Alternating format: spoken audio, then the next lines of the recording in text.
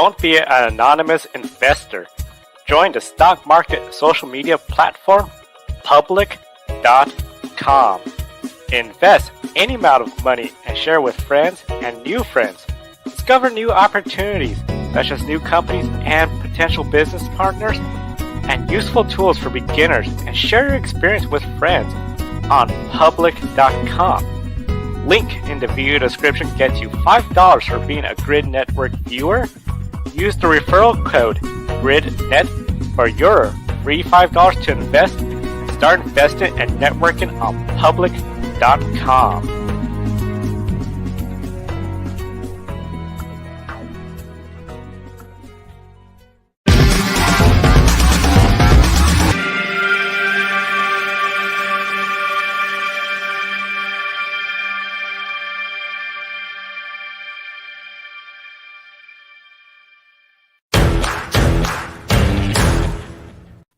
Hello, everyone. Welcome to Grid Live Wrap-Up. Joe Santiago here, along with Kobe Lambeth from The Podium Finish and Ben Schneider. A big thank you to our Patreon subscribers, Colin, Michelle, Mark, and Robin, for keeping us on the air. You too can invest in the Grid Network. But remember, this year and next year, as we get ready for 2023 racing season, get your name on our screen. And a big shout out and thank you to everyone that supports us throughout the years. As we approach 2023, we still got, as of today, 3 more races ahead to cover. Kobe, Formula One, this one race at Brazil, Sao Paulo, never disappoints. And I feel today, it's safe to say, again, it lived up to the hype.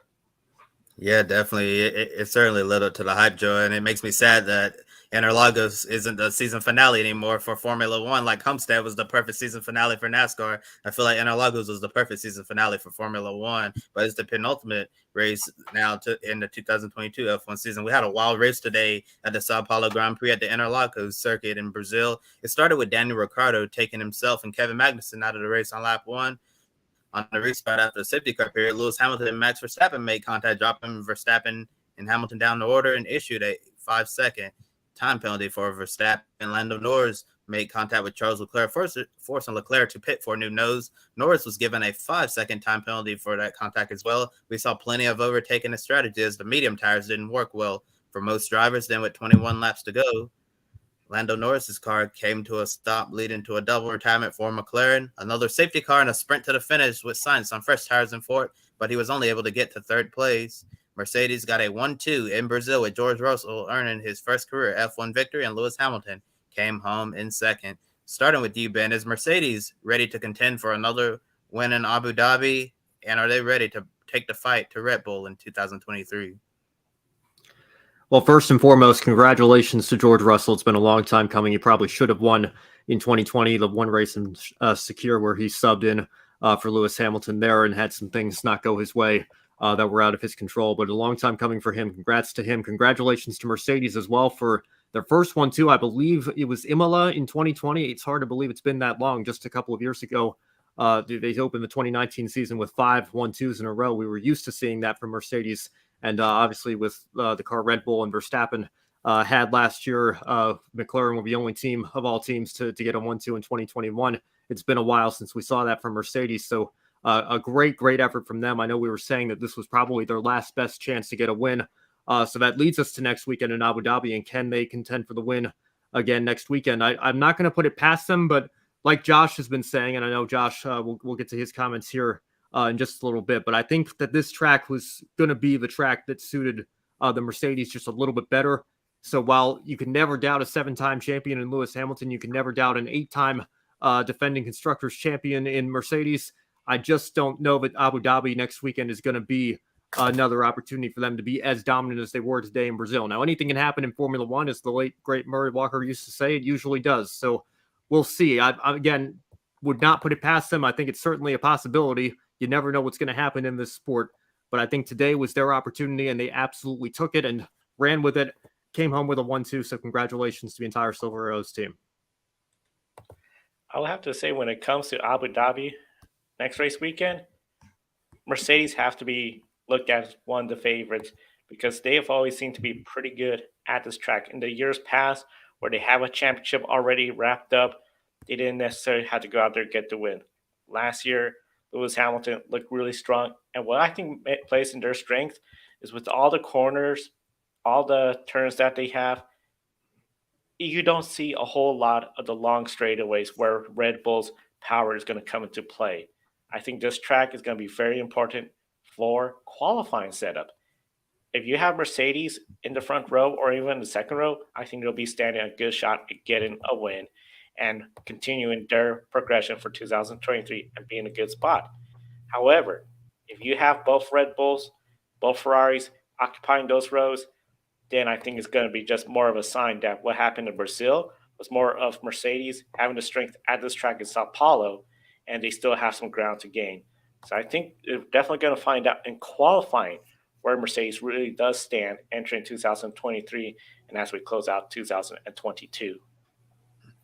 Yeah, I'm sure Mercedes is very, very happy that they were able to close out the year with a win instead of going winless. Although Lewis Hamilton's win streak is probably going to come to an end where Lewis has won at least one race in every season during his Formula One career, and so he'll have one more chance to do that coming up in Abu Dhabi. Will he do that? We'll see very soon.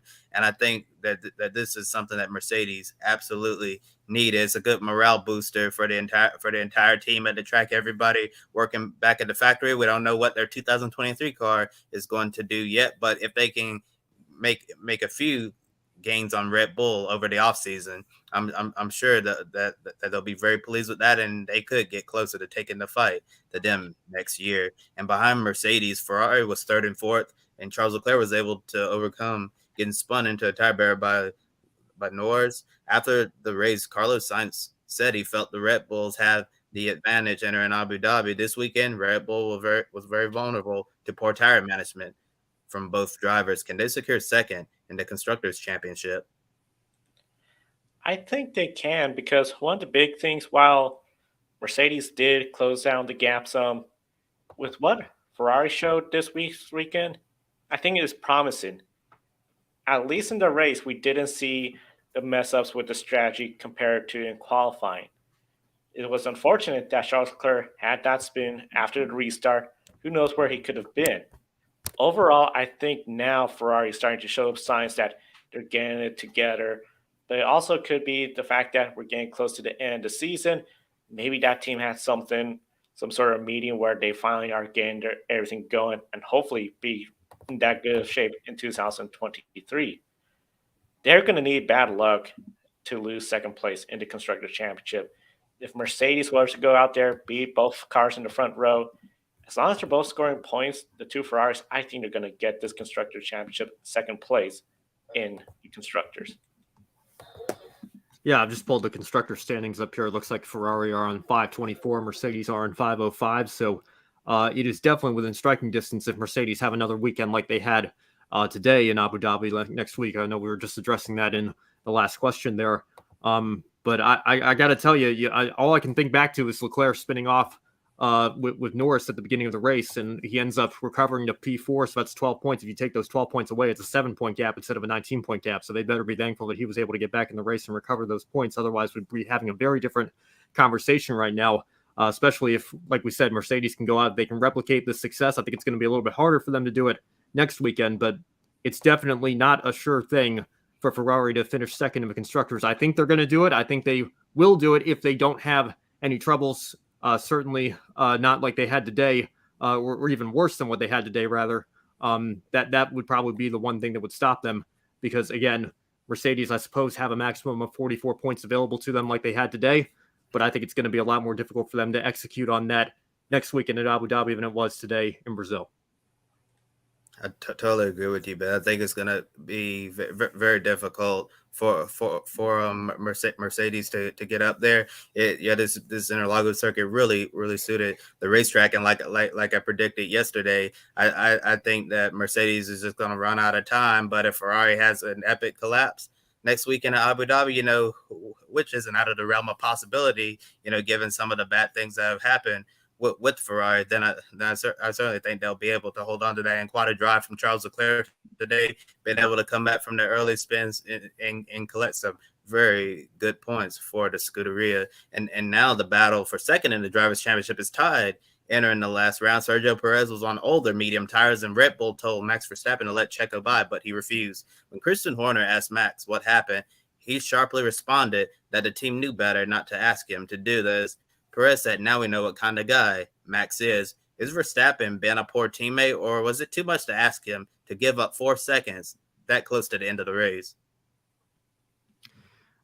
I'm sorry. I thought we didn't like team orders here. I mean, I'm very confused watching the reaction and the general consensus that I've seen on my Twitter timeline in the last hour or so. I thought that we're doing motor racing here, right? Bunch of drivers are trying to get to the finish line first. And every time we see a team come across the team radio and say, you need to give that position to your teammate or you need to hold steady. I mean, multi 21, does that ring a bell to any Red Bull fans? I guess today was multi 11-1, if you will, with Checo being told to, or Max being told to let Checo back by on the last lap, despite the fact that he had a 4-second advantage there. I get it from Red Bull's perspective. If I were Sergio Perez, I probably wouldn't be too happy right now either. I get that you're fighting for second in the Drivers' Championship, but at the same time, Verstappen was clearly faster. He was on the faster tire. He had a faster car there at the end. He was 4 seconds up on the road on Checo on the last lap. If he gives that up, I mean, I don't know. I mean, how much more blatant does it get there? That's obvious team orders. That's blatant team orders. And I think, generally speaking, the consensus has been historically that whenever that happens, it's not a very popular move. And so to me, I just don't understand why it's so unanimous. I guess Max is seen as the villain now, and it's a character issue. And I guess he could have been a little bit more polite on the radio with, him being so defiant in terms of not obeying the team orders. But why are we not criticizing Ferrari? Ferrari could have done the same thing for Leclerc, who's also in that fight. Carlos Sainz, and it was a 3-point difference, so it would have been even more beneficial to him. Leclerc was screaming on the radio asking, we need these points, please think of a championship. Ferrari didn't even consider that. Why are we not criticizing Ferrari? If we're going to do that, I want to see us at least be consistent, right?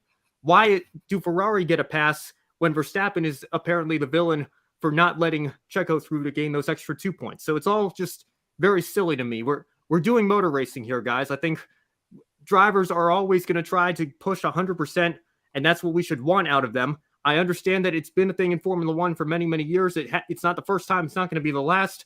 But I don't know. 4 seconds is a lot of real estate to cede on the last lap, for just a couple points in the championship, which I know are important. But I don't know. I mean, I guess the bigger issue is probably Verstappen's attitude and the reputation that he's gained over the last couple of years. But to give up 4 seconds on the last lap to your teammate when you clearly had the faster car, clearly would have passed him anyway, even if team orders weren't in effect. I don't know. I just struggle to see why everybody's so unanimously piling on Max here, because I think it would have been a lot to ask him to give up that position on the main straight on the last lap. In motorsports, there's always going to be team orders. And I feel one of the big things with Red Bull is in the past, we've seen Red Bull struggle with this. So Sebastian Vettel, Mark Webber. We've seen some drivers like Vettel, like Verstappen, when it comes to team orders, it's not a 100% sure thing they're going to follow it. However, if you look at some of the best drivers like Michael Schumacher, he always had to where the team orders were in favor of him. Rubens Barrichello. We all remember in Austria where Rubens Barrichello just allowed Schumacher to get around very blatantly, led to that podium mess where that's what the FIA fined Ferrari over. Overall, I feel team orders, that's just part of motor racing. We saw some team orders today with Alpine. Alpine instructed Ocon, don't battle Alonso. He has the fresher tires, let him go by. Ocon insisted he get past Vettel. He did that, and then as soon as Alonso got around Vettel, he allowed Alonso through without an issue. And we know what happened the day before in the sprint with those two colliding, and Fernando not happy at all with the team. This is really, I think, in Red Bull's hands now. They have a situation where Max Verstappen, his wants is he wants to go out there, get those points. He's racing for himself, and all racing drivers have to race for themselves. Whether it's Senna, whether it's Prost, all the drivers have to go out there, do what's best for them. Your teammate, you love to see them get second place, but if they're on the older tires, slower tires, that's just something where you got to go out there and race. I agree with Ben on 4 seconds. If they were just about side by side, I could see that being a little bit more doable. But 4 seconds is just something where you don't know what's going to happen. What if scenarios will pop up? All sorts of messes. And I think overall, this is more something for Red Bull to discuss, Red Bull to decide. I don't think this is more Max Verstappen being a poor teammate or a bad teammate. He's a racer. He knows where he stands with the team. He is a two-time world champion. Will Red Bull really come down hard on Max Verstappen, or will they just tell everyone, let's play nice in Abu Dhabi and help Sergio Perez in the final race for second place in the World Drivers' Championship? Well, they're not going to come down hard on Max Verstappen there to answer that part of the question there. But I think if I could just respond to the Alpine comparison, which I'm glad you brought that up, Joe, but I think that's a little bit different. That's a situation where a teammate is behind another teammate with fresher tires trying to work their way up through the field.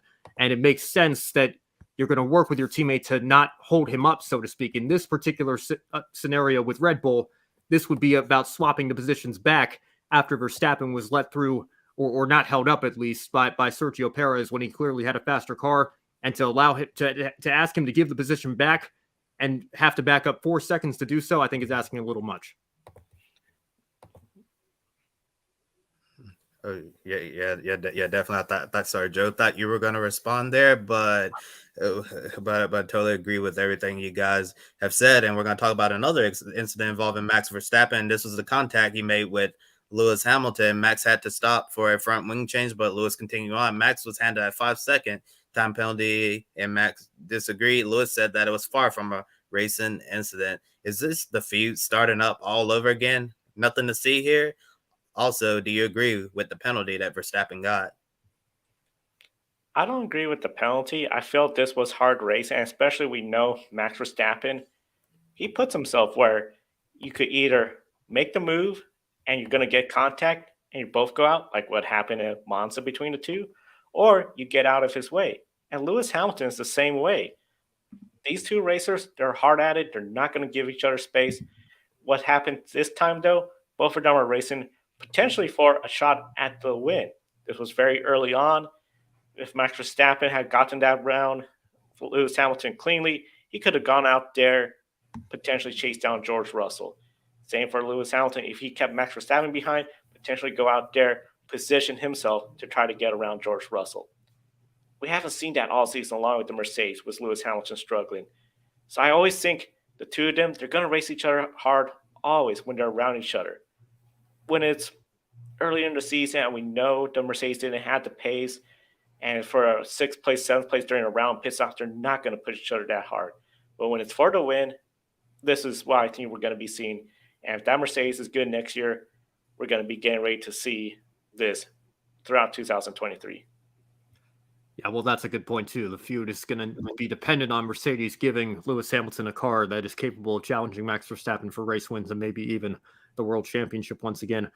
I didn't agree with the penalty either. Now, there were some that said, well, Lewis should have been the one to be given a 5-second penalty, and I would have disagreed in that scenario as well. I think this was two cars that just simply came together. They were fighting hard for a position, and they ultimately ran out of room. You could say Lewis was ahead, so maybe he had the right to the corner, but then again, the door was open for Verstappen, but then the door closed. They made contact, and it's unfortunate that Verstappen got the worst end of that, on top of the penalty that I guess the stewards deemed him most at fault for the incident for, but I didn't really agree with that either. I would have liked to have seen the stewards just let that go as a racing incident. I must admit, I haven't seen a replay of the Lando Norris, Charles Leclerc incident recently enough, but I think that one was maybe a little bit more towards the side of giving a penalty to Norris in that situation. I think this particular one with Lewis and Max was closer to a racing incident.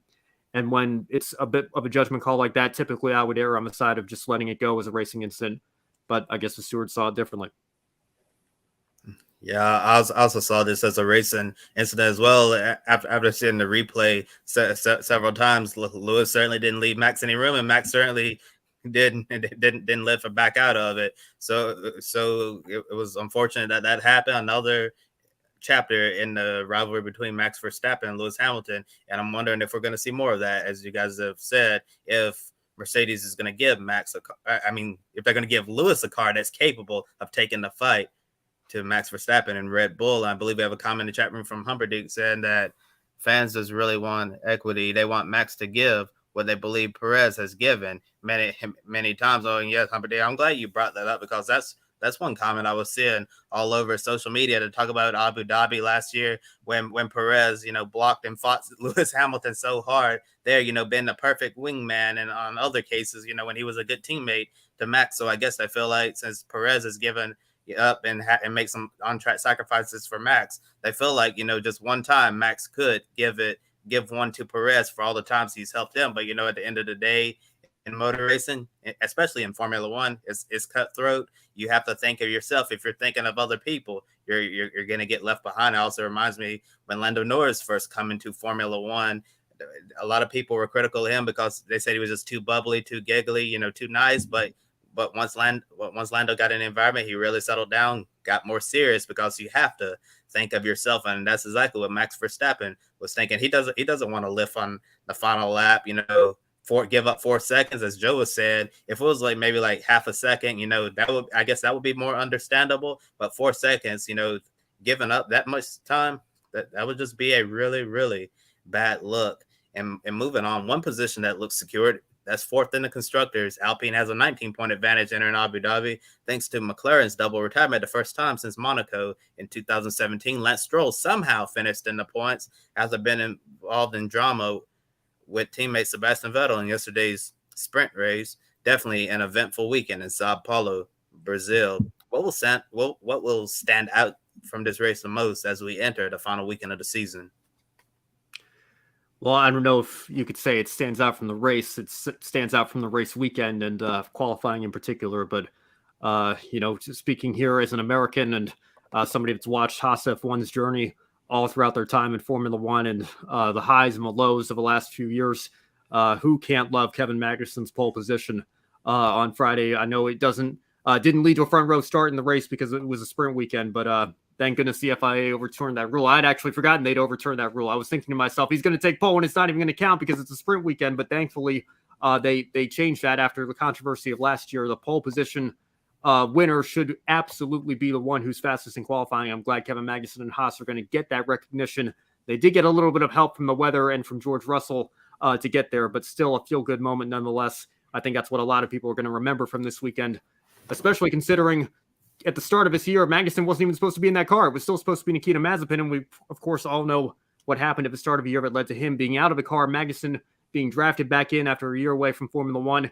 Now we flash forward to the end of the year after he's had some strong runs, a fifth-place finish in Bahrain to open the season, and now as the season comes to a close, he takes pole position for Haas F1 team. A great, great moment for America's F1 team there, and I think that's going to stand out in the minds of a lot of people beyond just this race weekend here. I would definitely say when it comes to this race weekend, what's going to stand out is McLaren and their double DNFs. One of the big things we saw throughout the season was they seemed to be getting better from their very first race where they were just both dreadfully slow, contending for a fourth in the championship, despite Lando Norris doing most of the work. And now it just seems like it's just starting to fall apart on them as Alpine's getting ahead. When it comes to the teammates, we saw on how yesterday Alpine had their two teammates colliding with each other. We saw Lance Stroll push Sebastian Vettel into the grass. And we know we're going to see Stroll and Alonso together. I think when it comes to Formula One fans, what's going to probably stand out as well as too is when it comes to the teammates, there's going to be discussion of, okay, what's a good teammate? What's a bad teammate? As I said, I think with racing, all the drivers got to go out there, take care of themselves. The big thing I feel, this is going to put a lot of spotlight for the upcoming week leading up to Abu Dhabi. Abu Dhabi, I think it will settle down, but this is not going to be the last time we'll be talking about teammates, team orders, who's in the right, who's in the wrong, and so on. Yeah, and after a long season, especially for the drivers who are moving on to a different team, they're just ready to leave. Fernando Alonso said we only have one more race left. Been teammates with Esteban Ocon finally, so I guess that driver pairing has reached its boiling point. And I also have a bit of breaking news to share coming from Brazil. Danny Ricciardo has been issued a 3-spot grid penalty in Abu Dhabi after making contact with Kevin Magnussen on the first lap. So that's how things are going to end between Ricciardo and McLaren there. It's wherever he qualifies, three spots down from that. And it's in, that's one partnership as well, that's that really need to separate, and that's exactly what they're going to do at the end of the year. And we'll see what Daniel Ricciardo's F1 future holds. Next year's going to be taking a sabbatical from F1 and try to come back on the grid full time in 2024. Before we move on to the World Rally Championship finale in Japan, here's a race recap from our own Joshua Birch. Hello everybody, sorry I can't be with you for the wrap-up show tonight as well, but what a race, what a Grand Prix. George Russell getting his first ever Grand Prix win, well and truly worth it. He was dominant in the sprint, dominant in the race, and I did say all season that if there was ever a chance for Mercedes to win, it would be here at Interlagos. Magnificent they managed to do it. Honestly, after practice when we did the preview show, I'd written them off. They looked nowhere. The sprint race, they had fantastic race pace. They carried that through to Sunday. A 1-2 as well. Russell winning his first race. Hamilton second. Sainz getting third. Great result for there. Very bad sportsmanship as well from Max Verstappen, not letting Sergio Perez through and complaining about the radio saying, guys, I told you last summer, I don't do that stuff. Verstappen has taken the most wins in one season. He's taken the World Championship. Red Bull have got the constructors. They've got to secure Perez with second. And the one person not helping them is the world champion. Definitely selfish from Verstappen there. Christian won't like that and he will have a word. Remember when Vettel went against team orders? You don't do it. Alonso, great race from him. Wasn't helped by Ocon as well, also denying team orders. But Alonso fall back to fifth. Ferrari, another mess as well. Sainz third, but was asked to give the position up to Leclerc because Leclerc should have actually got the points for the second place in the drivers. Didn't work out that way. And Ferrari, again, going from literally masterclass at the start of the year to utter clown show at the end. I hear that Mattia Binotto's not here because he's preparing for the carnival over Christmas. Great race as well from Bottas in P9. Stroll in 10th. Arguably should have been Vettel, but it was okay. Bad luck for Norris for the engine seizing up after that 5-place group penalty with Leclerc, by the way. Leclerc getting back up to 4th was brilliant after nosing into the wall because of Norris. But Norris was doing well, then the engine failed. Double DNF from McLaren really hurts their chances as well, especially with Alonso being 5th and Ocon 8th. They've now gained ahead in the constructors. So that's going to be an interesting battle in the last race of the season. Bad day for Latifi, bad day Tsunoda, bad day Magnussen after a great weekend with taking pole. It doesn't end well for him, but we're all looking forward to what's going to happen in 7 days' time when the season rounds out in Abu Dhabi. Don't forget, we've also got the F2 to look forward to. But my personal driver of the day, George Russell. I said right at the top of my F1 show that Russell was my new picker winner after the sprint. I don't know if that counts, Joe, but I certainly want it because George Russell wins. I did say the next driver to win in Mercedes wouldn't be Hamilton, it would be Russell. Do I at least get a bonus point? I don't know. But Russell wins, Hamilton second. A dream weekend for Mercedes when everybody else around them self-destructs. It doesn't take away the fact that Russell was in complete control before any drama kicked off. I'll see you in Abu Dhabi. And of course, along with Abu Dhabi, we have another race season. That third championship season came to an end today. World Rally Championship, Rally Japan. Kali Rovanpera, 2022 World Rally Champion, Toyota to constructors. And today, Thierry Neuville won the Rally of Japan. Autonic, second place in his final race of the year, and with Hyundai. No word of where he'll end up next year. Plenty of rumors, and of course, Grid Tonight will be following that. And Rovanpera finished 12th after sliding into a rock wall on Friday. That put him out of contention for the win. With that led to the one position change in the grid ranking, in which the top 10, Rovanpera dropped to 5th place after the Rally Japan. So Will Power moves to 4th. Max Verstappen has secured 2nd place. The only change that could happen potentially with the remaining races is if Cam Waters have a great weekend, he could potentially get in the top 10. If he doesn't, top 10 is pretty much all set. Doesn't matter what the score is going to be for Shane Van Gisbergen, who has already wrapped up the championship. Lewis Hamilton in 26th place has secured his spot in the grid ranking because the top 5 of each series gets in. He's well ahead of Carlos Sainz with just one race remaining. But for the first time ever, Lewis Hamilton is not going to finish in the top 10 of the grid ranking since the first grid ranking in 2017. So Lewis Hamilton, of course, he's looked strong last year at Abu Dhabi. That track could potentially play into the hands of Mercedes. Kobe, can Lewis contend for a win and keep his winning streak going entering 2023? Yeah, Lewis Hamilton was really strong last year at Abu Dhabi because he had a strong car. But unfortunately, this year, as we've seen throughout the course of the season, the Mercedes is much weaker. But the conditions and the track and Interlagos really favored the Mercedes at this particular circuit. But going to Abu Dhabi, to be honest, Joe, I don't know if Lewis will be able to continue his streak of winning at least one race in each season of his Formula One career. I think that the Red Bull, Max Verstappen, and Sergio Perez is probably going to be the favorites, but if we get a race like today, certainly Mercedes could be in contention again. But unfortunately for Lewis, I don't see him keeping his winning streak alive. Well, I think we talked about this at the start of the show, actually, but I don't disagree with you, Kobe. I think it's going to be a very tall order. Like I said, not going to put it past him. He's done some incredible things in the sport, and winning an Abu Dhabi Grand Prix with second or third best car on the grid, I think would certainly be something that he could accomplish. But at the same time, I don't think he should necessarily be considered the favorite either. I think it's very likely that this will be the first year in Formula One for Lewis Hamilton where he doesn't win a race. But again, they had a great run today. Maybe that'll be some momentum that they can carry over, and who knows what will happen. Be interesting to see what will happen. Of course, we'll be on the air to follow it all.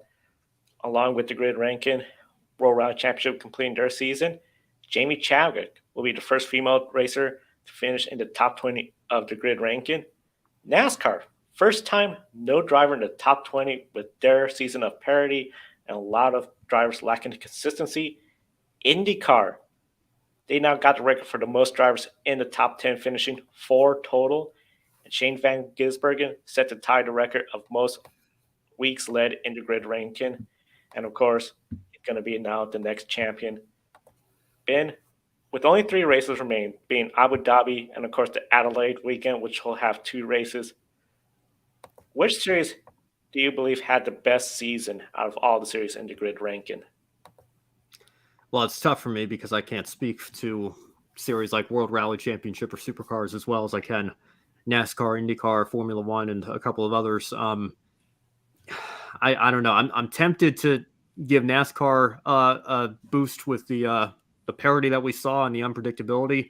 But then again, I think there were a lot of issues we saw throughout the season as well, particularly safety issues with the next-gen car, and really kind of all but ending Kurt Busch's career with that crash at Pocono that kind of put a damper on the season. So I'd have to say I think IndyCar probably would do it for me. Formula One, is as great as some of the moments we've seen this season have been, it doesn't hold a candle to last year. I know it's a very high bar that's been set, but Max Verstappen just absolutely ran away with this championship. There wasn't much competition there. And today was actually, I believe, the first victory by a team other than Red Bull or Ferrari, and Red Bull have won the last however many in a row between Max and Checo getting his win in Singapore. So there hasn't been nearly as much parity over there as there was in NASCAR. So I think I would go somewhere in the middle then and go with what I know best. I think IndyCar, had a very good season, a great champion in Will Power, and some parity there as well because Will only won 1 race on his way to a championship. So it's I think they had a pretty good year. Again, not a fan of the direction that the schedule has been going.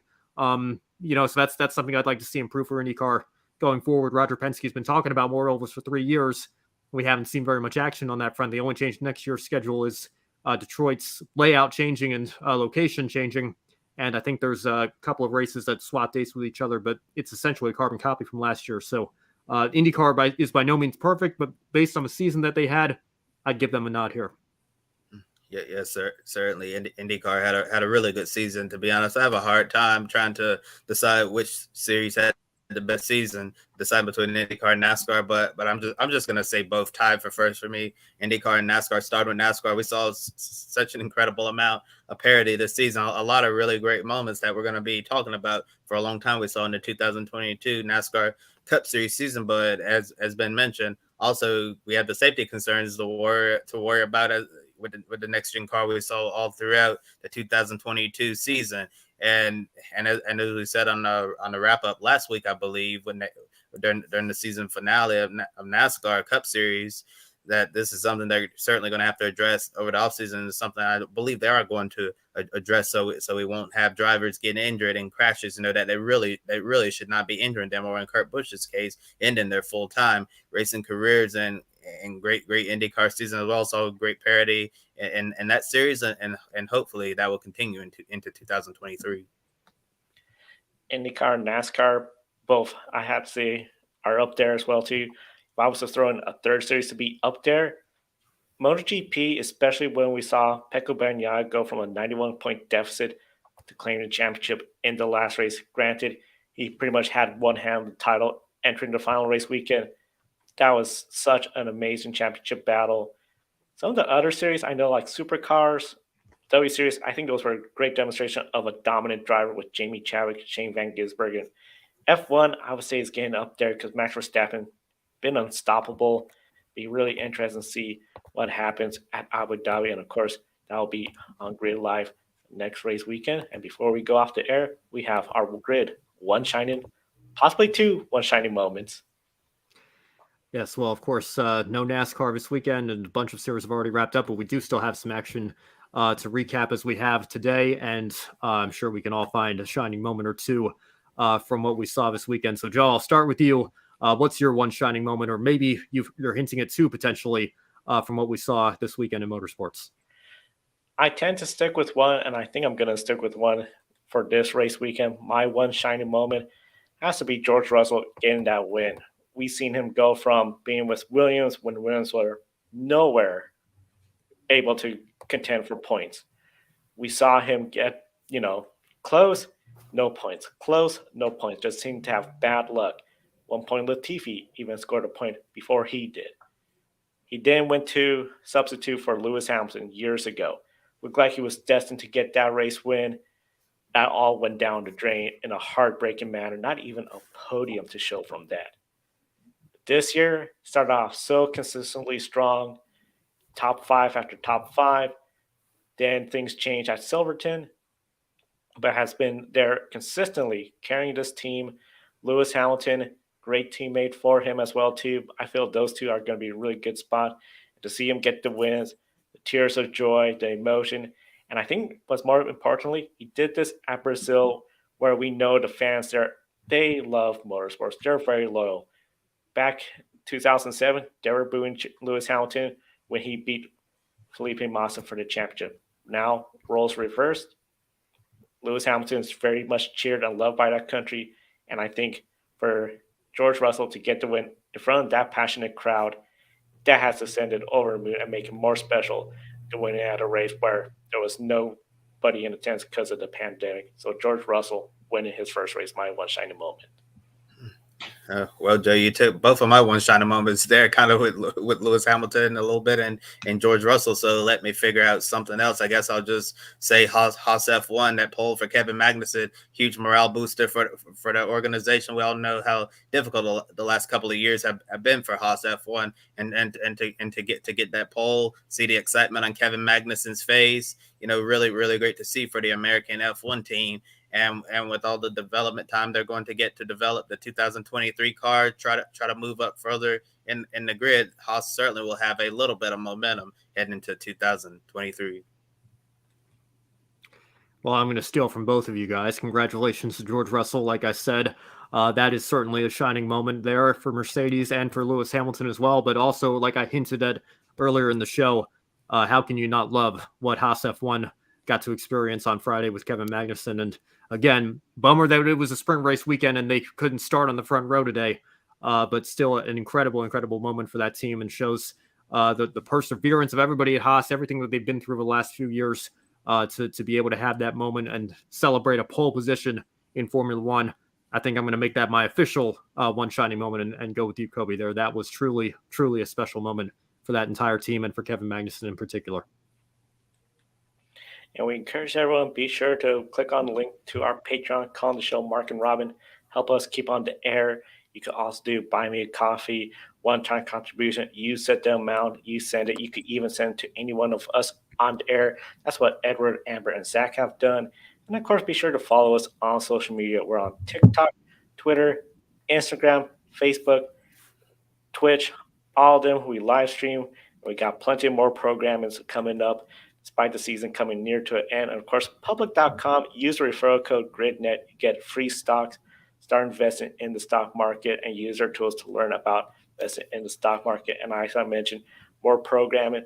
Tomorrow, Ben will have everyone from Grid Encore to discuss upcoming silly season news for 2023, plus some discussion of the newly rebranded Indy Next, sponsored by Firestone. And then Kobe will be on the air Wednesday for Grid Tonight with Joshua Burst to recap all the biggest news stories.